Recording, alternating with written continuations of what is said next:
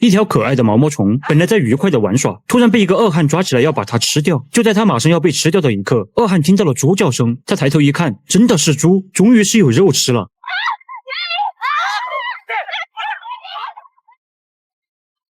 他们不是在玩生存游戏，而是真的已经好几天没吃饭了。就在2个月前，东京突然大停电，不仅家用电器没法使用，就连原本满格电量的手机、刚换了电池的闹钟和手电筒都通通没了电。停电的第一天，汽车和地铁都没法点火，人们出行只能步行或骑单车，超市购物也算井井有条。到了晚上，一家人吃完烛光晚餐，看着美丽的星空，别说还挺浪漫。但停电的第3天，整个城市陷入混乱，因为自来水厂没法工作，全市开始停水，用过的餐盘没法洗，上了厕所没水冲。停电的第7天，超市早已被抢购一空，公厕的味道那是更不用说，进去闻上一口，估计都得当场去世。直到一些行动不便的独居老人因为没水没电而离世，人们才意识到事情的严重性，纷纷拖着行李离开了家。主角一家也加入了队伍，他们打算离开东京，去550公里外的大阪，听说那边是有电的。可他们刚出发不久，就看到有商贩在哄抬物价，一瓶矿泉水1000块。爸爸忍不住吐槽，真是黑心。可没想到越往前，商贩的心越黑，这家卖2000，那家卖2500。妈妈一看情况不对啊，来到一家商店，用他多年的砍价技术，以600块一瓶的价格买走了所有矿泉水。他们在路边用矿泉水下干粮，女儿把不爱吃的红豆抠出来扔掉。这个举动在不久之后，他会无比悔恨。填饱了肚子，他们来到机场准备坐飞机，但这里全是跟他们想法一样的人，而且飞机没有电，也停飞了。没有办法，他们只能骑单车前往大阪。现在唯一值得庆幸的就是他们还有单车可以骑，不然步行到大阪，没饿死也累死了。晚上，他们找了好几家旅店，但都关门了。好不容易找到一家开门的，17万一晚，爱住不住。没办法，他们还是咬牙住了下来。一家4口，可只有3辆单车。爸爸说明天买1辆给妈妈骑。第2天，他们出门找单车，找了很久，终于是看到一家米店，正好门口有一辆单车。爸爸准备去找老板买下，可米店门口全都是来找老板换东西的。钱不是万能的这句话，在这个东京大停电的第8天被体现得淋漓尽致。在一家米店，顾客脱下一块名表，递给老板换1袋米，老板不要，他又递过一辆玛莎拉蒂的车钥匙，非常恭敬地说，这是我最贵的车，能换几袋米，您看着给。可老板让他滚蛋，说只换食物和水，奢侈品都不要来。此话一出，准备用各种名贵物品来换米的有钱人都尴尬的离去，只有一个渔夫用钓来的鱼换了一点点米。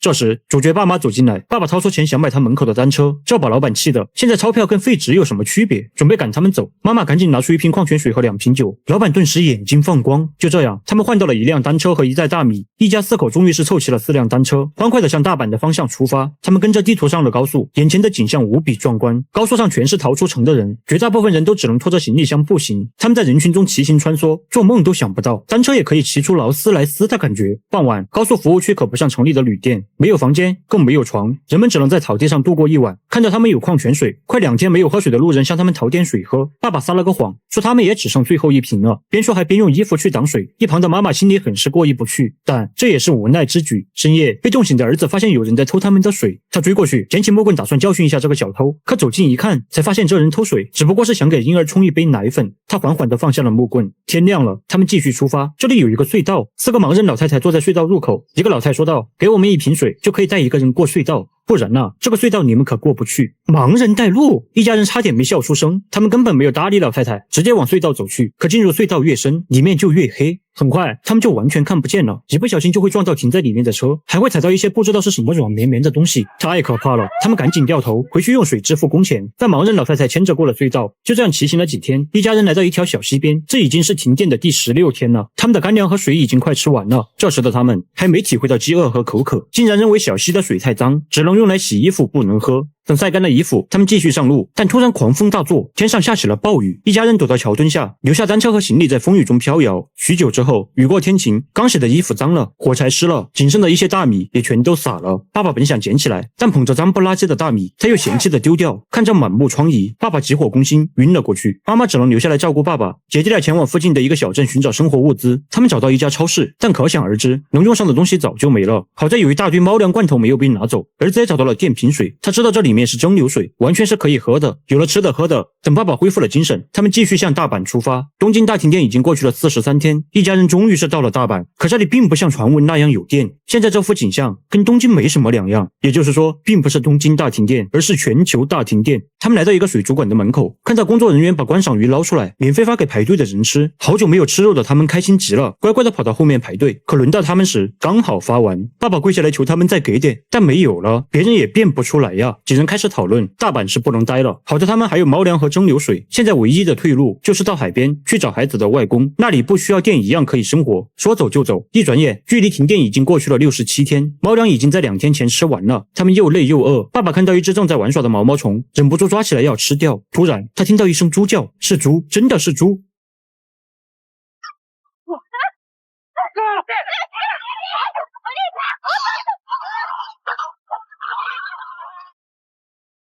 一家人拼尽最后的力气，终于是把猪给摁死了。可从没杀过猪的他们，把刀递来递去，谁都不敢下手。这时，一个老大爷出现，原来他是这只猪的主人。他下来看猪已经死了，没有多说，直接给猪放了血，然后让一家人把猪拖回他家。本以为到嘴的猪肉就要飞了，可没想到老大爷不仅请他们喝井水，还做了满满一桌饭菜。见他们狼吞虎咽，看来真的是饿坏了。大爷又端出一盘腊猪蹄儿，终于是吃到肉了。女儿忍不住流出幸福的眼泪。吃饱喝足后，老大爷给他们安排了房间。这天晚上，他们睡得格外的香。第二天，大爷给他们安排了一个任务，因为之前电栅栏停电，猪圈里的猪全跑了，希望他们能帮忙赶回来。一家人受恩于他，当然是心甘情愿的帮忙。经过大半天的努力，所有的猪都被抓了回来，一家人又累又开心。因为老大爷是个独居老人，整天没人说话，很寂寞，所以邀请他们就在这里一直住下来。看着满猪圈的猪，他们有些心动，毕竟现在这个特殊时期，这些个猪那可是宝贝得很呐。但爸爸却表示应该将心比心，孩子的外公也同样是独居老人，以前有电的时候还可以通电话发视频，而现在或许他也在等他们回家吧。于是他们很不好意思地婉拒了大爷。大爷没有多说，默默地给他们装满了猪肉，满眼不舍地目送他们离开。可去外公家的路程遥远且艰辛，在他们过河的时候，父子俩的木筏伞架，爸爸和单车被淹没在了水里，儿子赶紧去抓，可抓上来的只有爸爸的假发，爸爸被淹死了。他们来不及伤心，因为没了单车，只能沿着铁轨步行赶路。烟熏肉的香味引来一只野狗，女儿可怜他，给了他一块，结果没一会儿，一大群野狗闻讯赶来，不仅抢走了他们的猪肉，还想吃他们的肉。危机时刻，一辆不需要电的蒸汽火车路过拯救了他们。他们在车上想起爸爸，正开始泪流满面，却突然看见外面有烟雾，定眼一看，那不是爸爸吗？原来爸爸并没有死，他被冲到了岸边，迷迷糊糊的走了很久，眼看马上就要精疲力尽，他突然听到火车的声音，于是拉开了随身携带的信号棒。在停电的第108天，他们终于是来到了海边，见到了孩子的外公。在接下来没有电的日子里，妈妈学会了种菜，父子俩学会了捕鱼，女儿学会了纺织。虽然没有电，但人们的笑容却变得更多。一晃眼就这样过去了2年。这天清晨，爸爸突然被闹钟吵醒，外面的广播也有了声音，所有人都跑出来看，电回来了。看着路灯都亮了起来，他们并没有欢呼雀跃，因为没有电，生活一样可以继续。直到最后，科学家也不知道为什么会全球大停电，也许是太阳耀斑导致的。一家人回到了东京，过起了以前那样枯燥的生活，但他们发现经过这次灾难，身边的人都变得更好相处。这个故事告诉我们一个可怕的现实，不需要外星人入侵，不需要核战争，仅仅只需要断个电就可以导致全球大灾难。